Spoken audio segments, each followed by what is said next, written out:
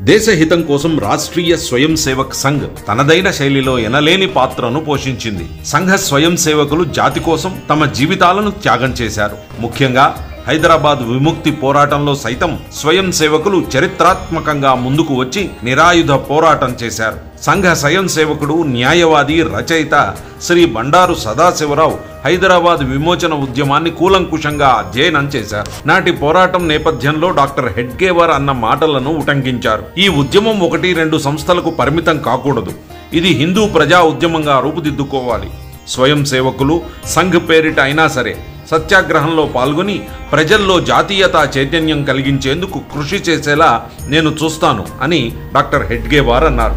సత్యాగ్రహానికి మీరు ఎంతమందిని పంపుతారు అని ఆర్య సమాజ్ నాయకులు డాక్టర్జీని అడిగారు.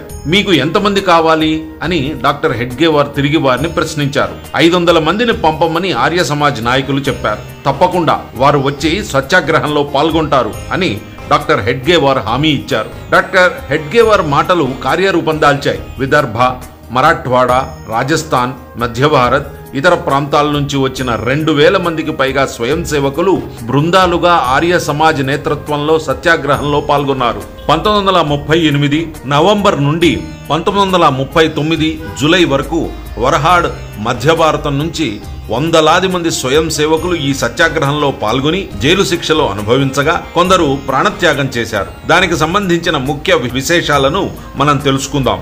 1938 అక్టోబర్ చివరిలో నిరాయుధ ప్రతిఘటనకు సన్నాహాలు ప్రారంభమయ్యాయి. నాందేడ్కు చెందిన గోపాల శాస్త్రీదేవ్, పర్వత్వాడాకు చెందిన డాక్టర్ గణేష్ మార్తాండా పింపర్కర్ పర్యటనలు చేశారు. పింపర్కర్ గారు డాక్టర్ జీకి సన్నిహితులు, స్వయం సేవకుడు కూడా. దీనికి ఆధారం సంఘ అభిలేఖగర్ హెడ్గేవార్ లేఖనం. 1938 నవంబర్ 17న నాగపూర్ నుండి తొలి జట్టు ఔరంగాబాద్ బయలుదేరింది. ఇందుకు ఆధారం కేసరి 18 నవంబర్ 1938.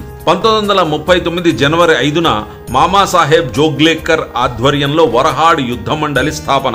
ఆధారం కేసరి 2 మే 1939.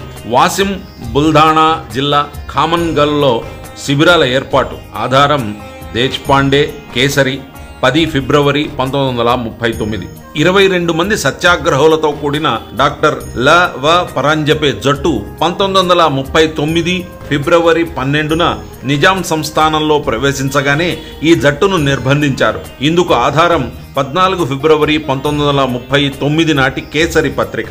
18 మంది సత్యాగ్రహులకు ఒక్కొక్కరికి 18 నెలల కఠిన కారావాస శిక్ష విధించారు. ఏప్రిల్లో విడుదలైన తర్వాత జరిగిన సన్మాన సభలో డాక్టర్ పరాంజపే గారు ప్రసంగిస్తూ అవసరమైతే మరోసారి సత్యాగ్రహానికి సిద్ధమే అని ప్రకటించారు. ఈ వార్తను 25 ఏప్రిల్ 1939 నాటి కేసరి పత్రిక ప్రచురించింది. 13 ఫిబ్రవరి 1939న సంఘం స్వయం సేవక్ మధుకర్ యాదవరావు మయి గారి ఆధ్వర్యంలో 20 మంది ఉద్యమకారులు రెండో జట్టు నాగపూర్ నుంచి బయలుదేరింది. వీరిలో కొందరికి 3 ఏళ్ల శిక్ష విధించారు. 30 మే 1939 నాటి కేసరిలో ఈ వార్త వెలువడింది. నాగపూర్ నుండి బయలుదేరిన 3వ జట్టు 1939 ఫిబ్రవరి 20న సంఘ స్వయం సేవక్ డాక్టర్ పవనీకర్ గారి అధ్యక్షతన బయలుదేరింది. ఈ జట్టును మార్చి 10న అదుపులోకి తీసుకున్నారు. సభ్యుడు పురుషోత్తమ ప్రభాకర్ దార్వేకర్ జైలులో హత్యకు గురయ్యారు. ఇది సంశయాస్పద మరణమని జూలై 17న పేర్కొనడం జరిగింది. 25 జూలై 1939 నాటి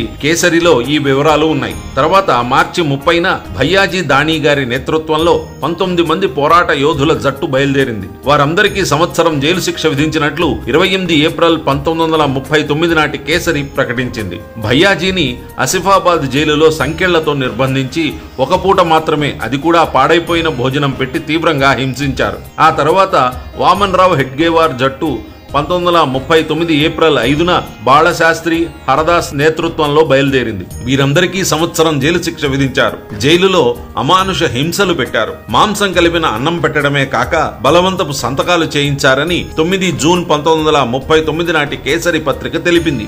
ఈ క్రమంలో విశ్వనాథ్ వినాయక్ కేళకర్, నానాసాహెబ్ నాయక్ జట్టు సత్యాగ్రహానికి బయలుదేరింది. వీరిని మే 1939లో అదుపులోకి తీసుకున్నారు.